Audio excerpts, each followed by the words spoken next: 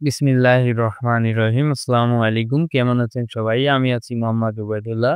BDG ব্লগের পক্ষ থেকে আপনাদের সবাইকে জানাই সুস্বাগত। আমাদের আজকের টপিকটি হচ্ছে আমাদের প্রায়শই দেখা যায় আমাদের ডিজে বক্সের মধ্য থেকে মাঝালি আমাদের কোড অথবা স্প্রেডার কোড কেটে দেয়।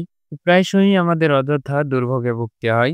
এই যে দেখতে পাচ্ছেন ডিজে বক্সের মধ্যে যে ছিদ্রগুলো রয়েছে ফাইবার কোর প্রবেশ করানোর জন্য মূলত এই ছিদ্রগুলোর মধ্য দিয়েই কিন্তু মাজালি প্রবেশ করে ভিতরে ঢুকে আমাদের কোরটিকে কেটে দেয়। তো এটার থেকে প্রতিকার পাওয়ার জন্য আমরা কি করতে পারি? আমরা এই যে টেপ আছে কস টেপ দিয়ে সুন্দর মতো এই ছিদ্রগুলোকে আটকে দিলে কিন্তু মাজালি আর ভিতরে প্রবেশ করতে পারবে না। এই যে দেখতে পাচ্ছেন মাজালি এইগুলাই মূলত কিন্তু ভিতরে প্রবেশ করে আমাদের কোড কিন্তু কেটে দেয়।